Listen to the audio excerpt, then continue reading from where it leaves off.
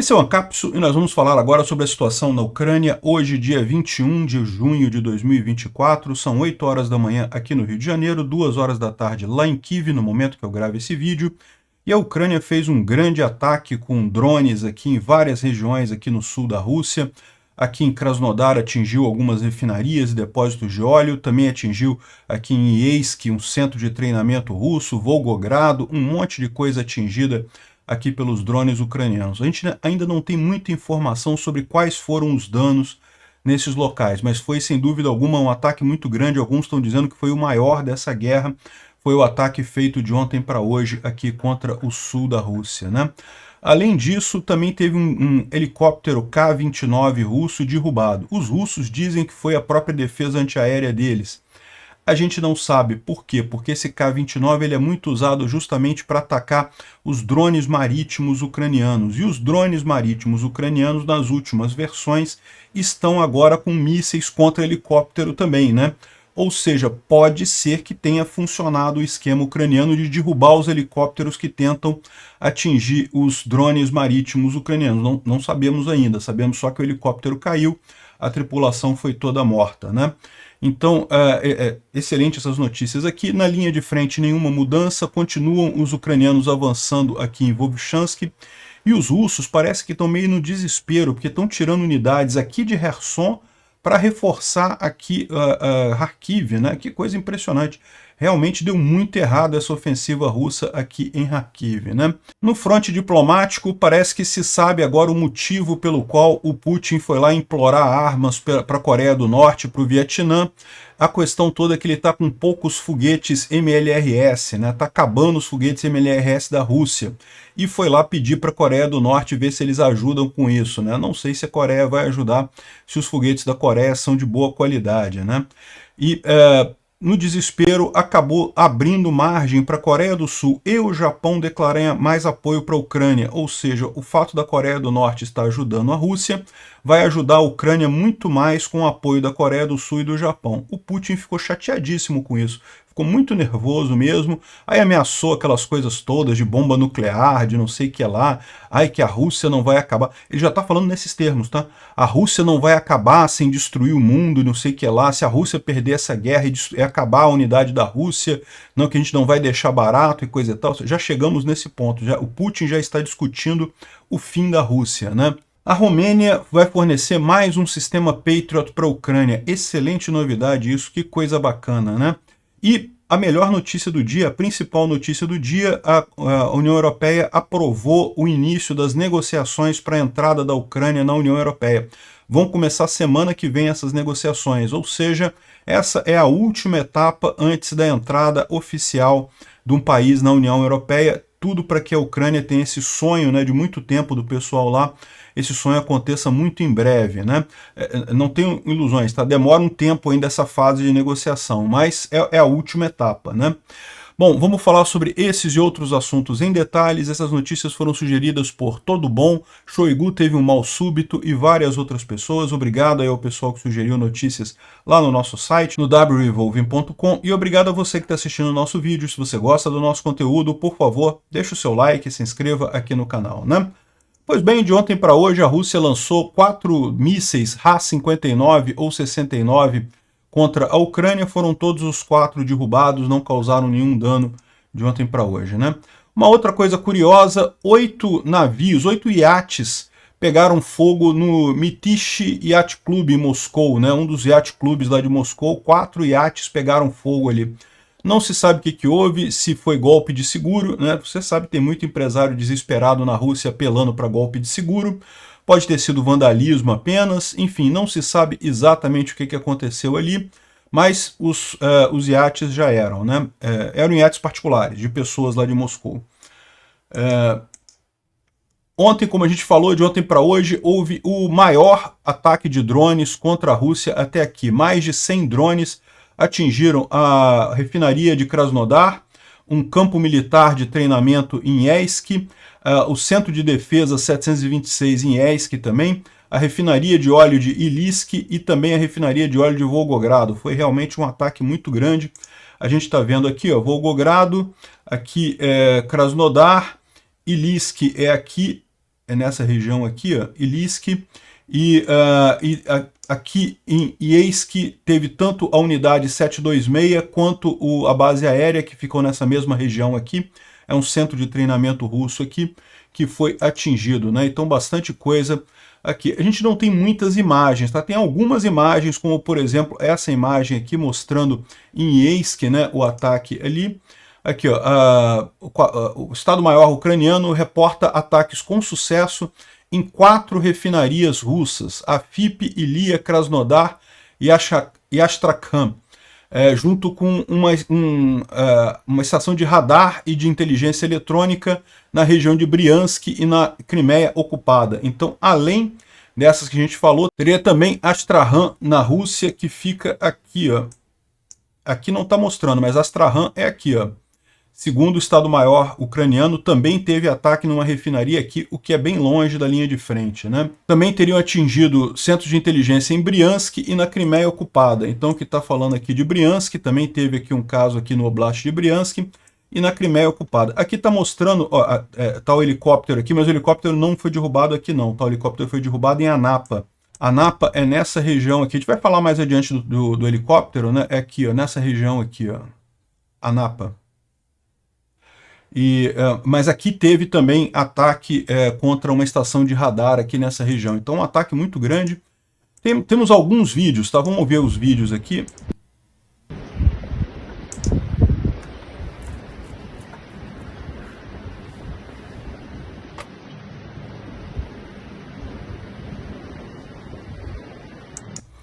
Alguma coisa pegando fogo aqui, né? Claramente uma refinaria, alguma coisa assim.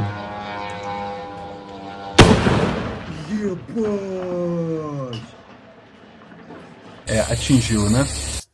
Seja lá o que for, atingiu. Мразь! Охуеть!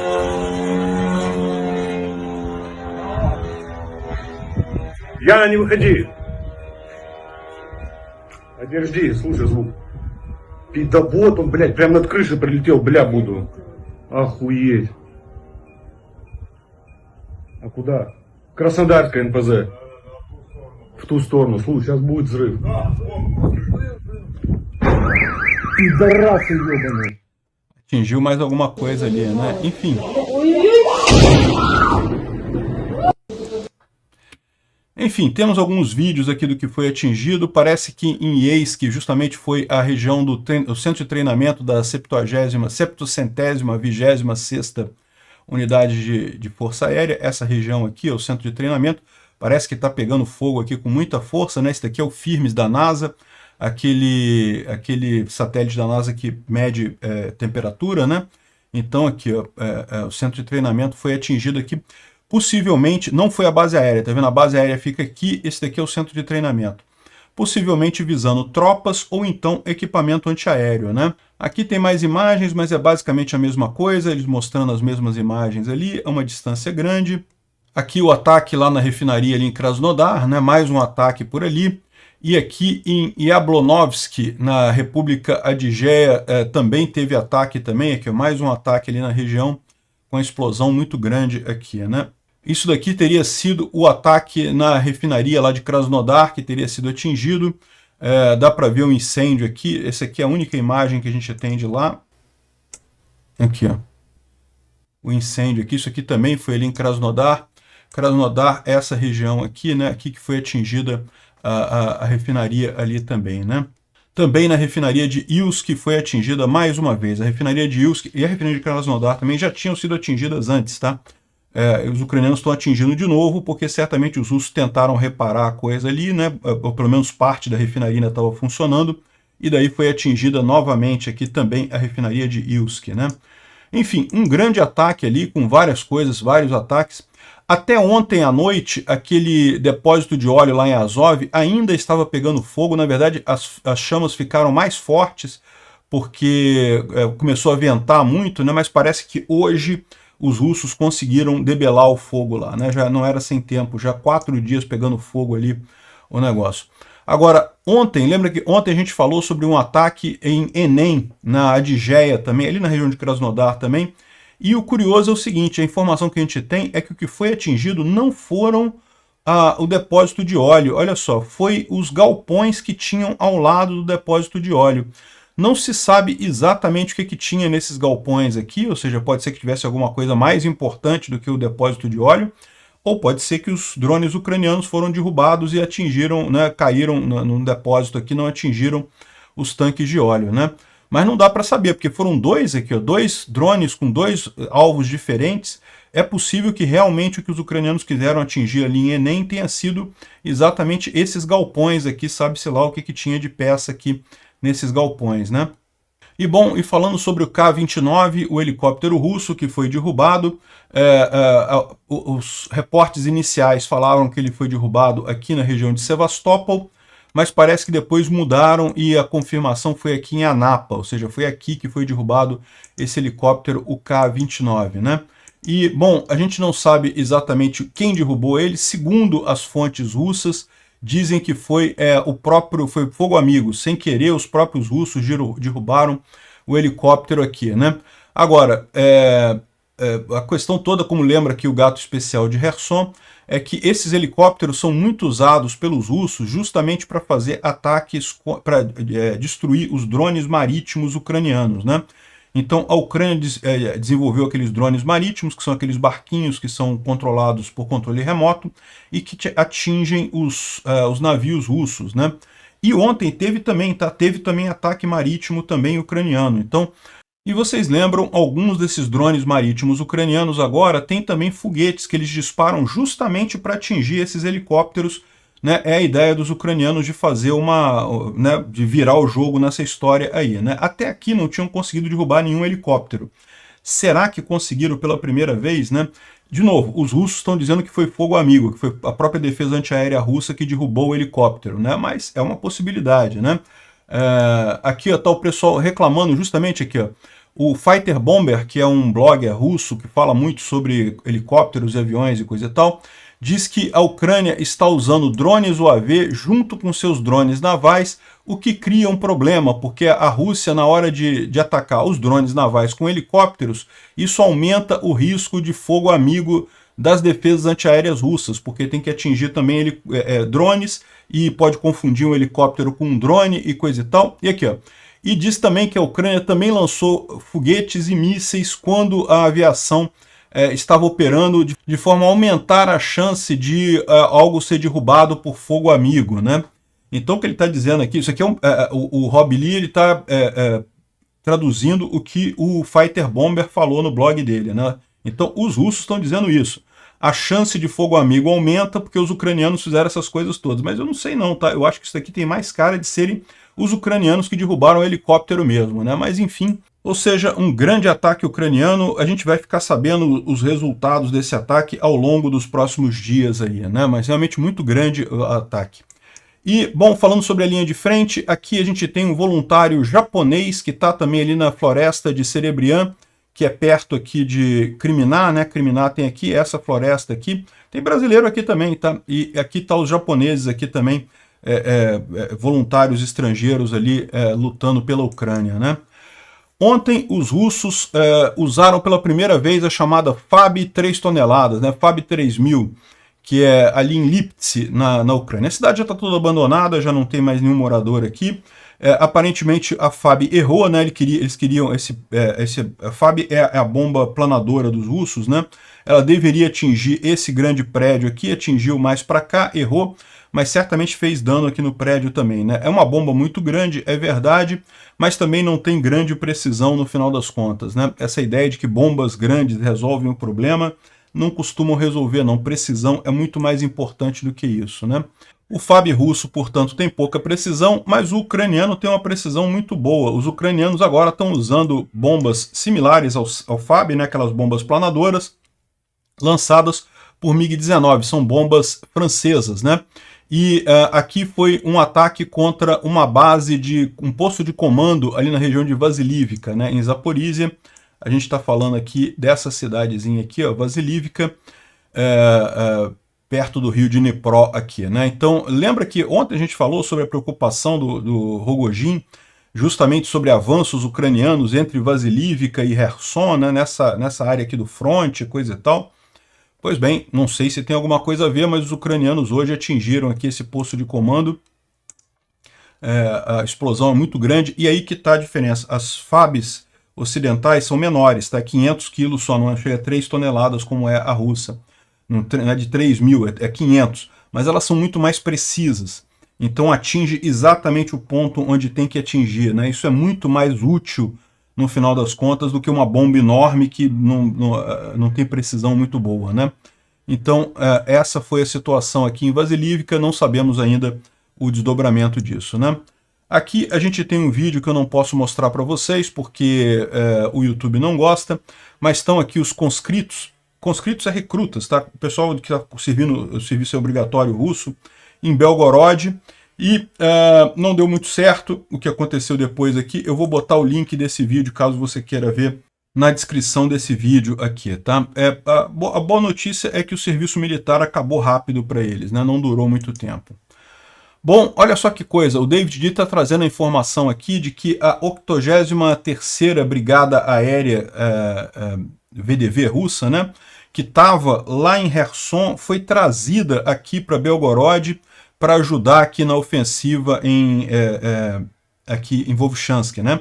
Como a gente falou para você, a situação em Volchansk está ficando crítica para os russos, porque não apenas eles têm ali um caldeirão com cerca de 400 russos ali separados, né, isolados, como agora as tropas que estavam tentando resgatar esse grupo, agora também está sob ameaça de formar um segundo caldeirão, e aí o pessoal bateu desespero nos russos, trouxeram essa tropa, que é teoricamente uma tropa de elite russa, né? Mas trouxeram lá de Kherson para cá, né? Sinal de que esse pessoal está realmente achando a situação aqui muito crítica, né? Aqui, ó. Você sabe que está ferrado quando eles tiram tropas de Krink para tampar um buraco em Kharkiv, né? Realmente longe pra caramba. E Krink também é uma posição importante defensiva lá para os russos, né? O Daldo aqui, ele fala que em Robotny também o avanço russo morreu ali em Robotny. Os caras não conseguem avançar mais nada. Provavelmente tiveram que tirar as tropas dali também para colocar em algum outro lugar, né? A Rússia está com um problema de cobertor curto nesse momento. Bom, falando sobre a linha de frente, deixa eu primeiro mostrar esse mapa aqui do Polevolan, que fala sobre aquele avanço em Volchansk ucraniano de ontem, né? Lembra que ontem a gente falou que os soldados ucranianos avançaram aqui a leste de Volchansk, né? Então, além dos avanços aqui dentro da cidade, eles avançaram aqui a leste também, nessa região que estava dominada pelos russos aqui, né? Mas isso aqui foi um complemento que o Polevolan fez ainda ontem dos mapas dele, né? E aqui, falando sobre isso daqui, dá para ver aqui que os ucranianos avançaram mais um pouquinho aqui em Volchansk e também avançaram aqui em Staritsya.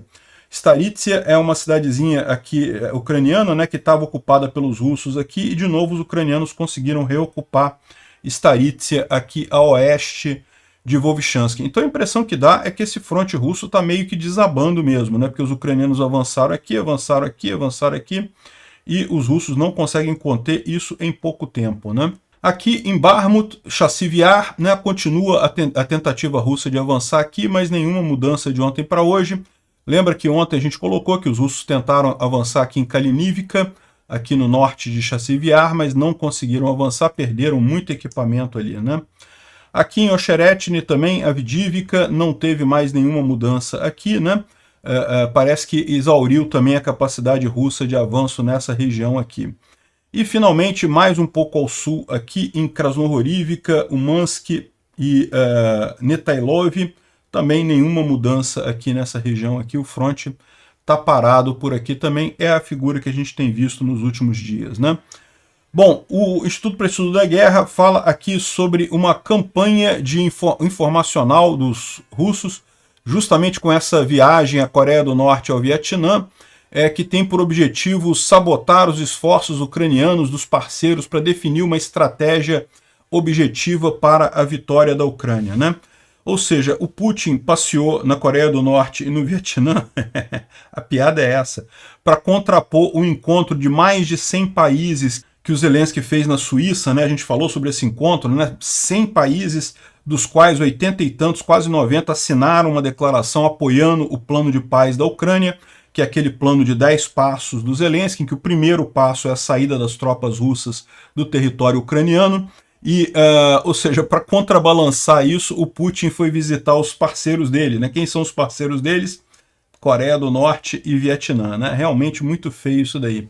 E piorou a situação, porque como a gente falou ontem, né, a Coreia do Sul, já que a Coreia do Norte está ajudando o Putin, ela falou que vai ajudar diretamente a Ucrânia, né, o que é um avanço isso daí. Não só ela, o Japão também deu mensagens nesse sentido, de que se o Putin se a Coreia do Norte está ajudando o Putin, então o Japão vai ajudar mais a Ucrânia, né? O Japão já vem ajudando bastante a Ucrânia. E o Putin ameaçou o uso de armas nucleares se o Ocidente permitir uma derrota da Rússia completa, né? O Putin chorou muito ontem, a verdade é essa, o cara está desesperado. Não porque se a Rússia se for desaparecer como um Estado soberano, que não resta mais justificativa para nada, não tem que se conter em ponto algum, né? Dando a entender que ia lançar bombas atômicas e coisa e tal, né? Lorota, ele está desesperado, porque a Rússia não vai acabar. O que vai acabar é o Putin, né? O governo Putin pode acabar, a Rússia não vai acabar, né? Vai continuar aí. Apesar de que, olha só, né, teve um grande furacão ontem lá em Moscou, olha que coisa, né? Até a ira divina aqui contra Moscou, olha só que impressionante. Né? Dá para ver aqui a nuvem, aqui, o furacão, aqui o tufão, sei lá como é que chama nessa parte do mundo, lá em Moscou. Aqui outros vídeos mostrando aqui.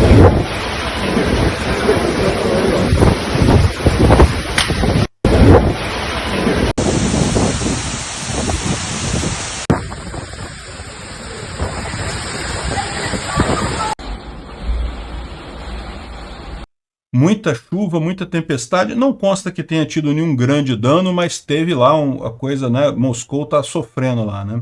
Bom, a gente tem aqui alguns vídeos do casamento do Kim Jong-un com o Putin, né, muito fofinho esse casal, né, igual o casal Lula e Macron, também o casal Putin e Kim Jong-un aqui, né, o Putin dirigindo o carro ali com Kim Jong-un, né, brincando e coisa e tal, né. O que se faz para conseguir um foguetinho, né, Putin? Até dirigir carro para os outros você dirige, né? Aí tá aqui, vira o cachorrinho, vira o cavalinho, olha que coisa romântica, né? Isso aqui é igual. Aí depois deram o tchauzinho no avião, né? Tchauzinho, tchau. Eu vou te falar um negócio, desespero desse pessoal, realmente.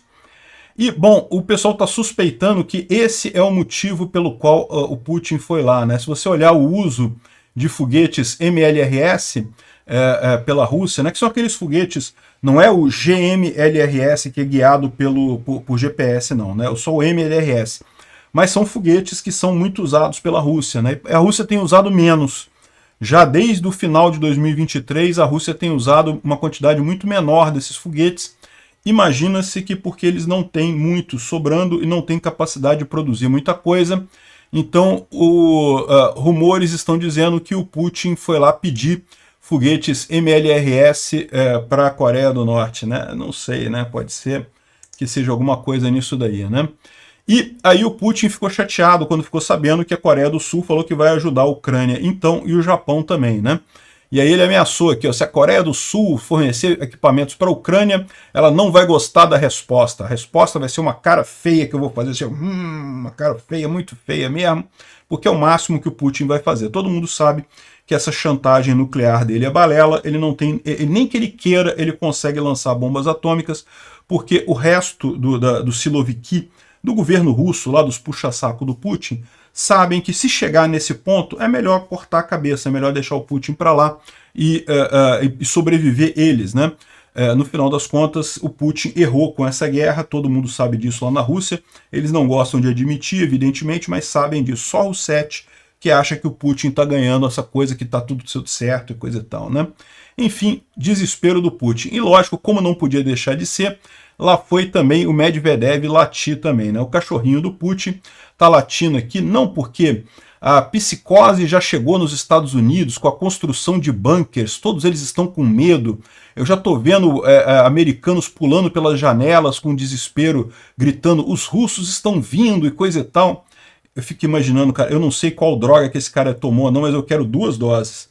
Porque, putz grila, pro cara achar que o pessoal tem esse medo da Rússia, não tem não, meu amigo. Enfim, e o Jack Bro, que é um outro youtuber que também faz vídeos sobre sobre a guerra lá da Ucrânia, ele está reclamando que recebeu muito... está recebendo muito e-mail de ódio, muita desinformação também, muito comentarista russo. Eu tenho notado isso nos vídeos também, tá muita Russete comentando. Eu acho que os russos estão no desespero, né? A campanha de informacional deles não deu certo, eles esperavam, com essa ofensiva que eles fizeram, né, de ganhar um pouquinho de cidade, um pouquinho em pouquinho, iam convencer todo mundo que não, a Ucrânia acabou, a Ucrânia já perdeu, não sei o que lá. E não convenceram ninguém disso, está todo mundo vendo o que está acontecendo. São avanços minúsculos por um custo enorme para a Rússia.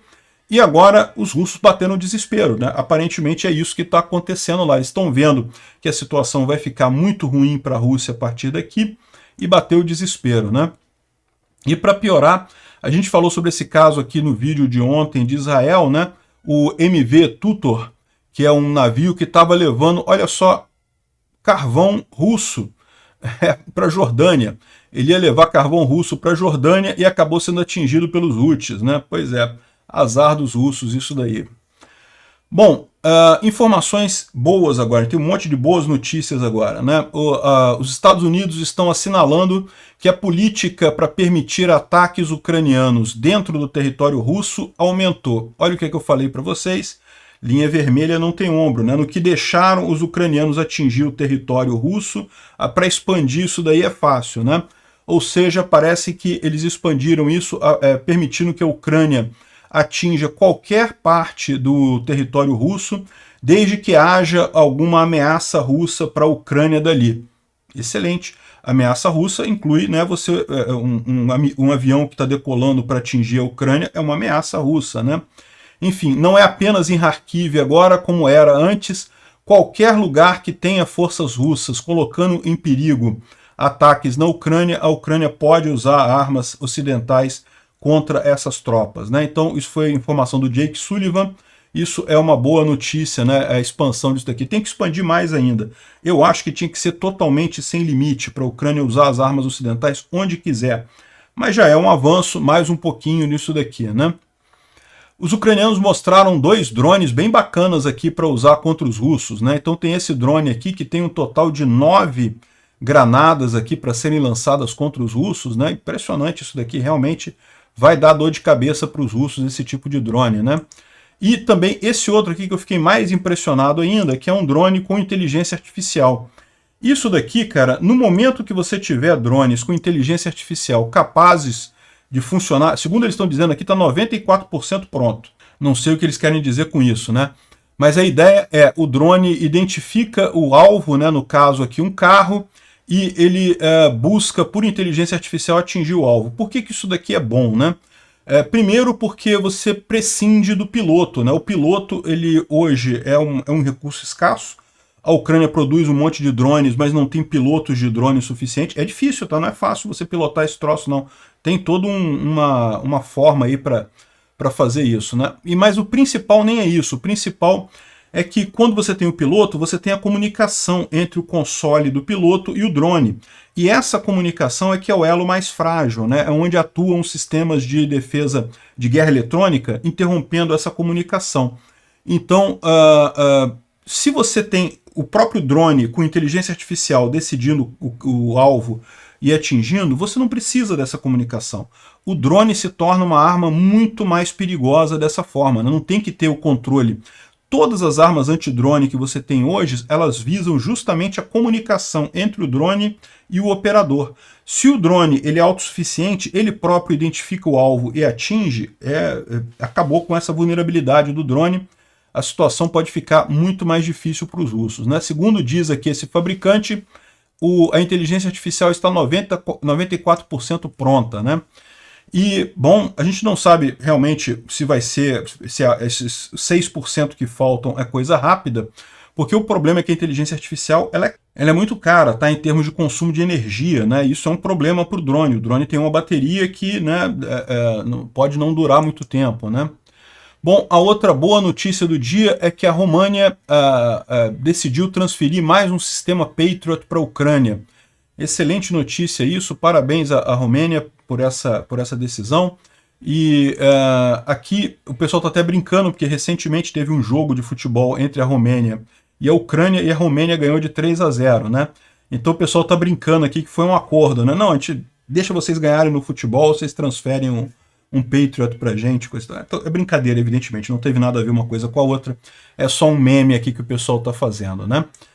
E também tem mais uma notícia boa da União Europeia. Vai ter o 14º pacote de sanções a Moscou, né, contra a Rússia. E pela primeira vez vai ter sanções contra o gás russo. Isso é uma coisa muito interessante, porque a Rússia não vende mais gás por gasoduto, pelos gasodutos principais, mas ainda vende o gás liquefeito, né? Então isso vai acabar, pelo visto, vai ter sanção também contra isso, contra a Rússia. Ótima notícia isso daí, mas a melhor notícia de todas é essa daqui, ó. Todos os 27 Estados-membros votaram a favor da Ucrânia começar as negociações de entrada na União Europeia, né? As negociações vão começar semana que vem, um dia histórico para a Ucrânia. Essa é a última etapa. Depois dessas negociações, é só a cerimônia de entrada da Ucrânia na União Europeia. Mas tem que conter o otimismo, essas negociações costumam demorar muito tempo, tá? Tem países que estão aí há 10 anos fazendo negociação para entrar na União Europeia, mas tudo depende do interesse. E do jeito que há interesse tanto da Ucrânia quanto da União Europeia nessa união, então eu acredito que as negociações com a Ucrânia não vão demorar muito tempo. Alguns anos, possivelmente, mas não muito tempo, né? Então, muito em breve, a Ucrânia vai fazer parte da União Europeia. Olha que coisa bacana, né? Eu espero que quando isso acontecer, já esteja com o território inteiro liberado da praga russa e já também coincida com a entrada na OTAN também da Ucrânia. Excelentes notícias. Obrigado por assistir o vídeo até o final. Se gostou do conteúdo, não esqueça de deixar o seu like, isso ajuda o canal a crescer e a chegar para mais gente. Se não gostou, deixe o dislike e explique nos comentários como podemos melhorar. Comente também sugestões de temas que podemos trazer por aqui. Comentários insultuosos ou defendendo ditaduras e criminosos de guerra serão sumariamente bloqueados. Agradeço a compreensão. Se ainda não é inscrito no canal, considere se inscrever clicando no botão inscrever-se abaixo e marcando a campainha para todos os avisos. Se quiser ajudar o canal, veja no nosso site como você pode fazer isso.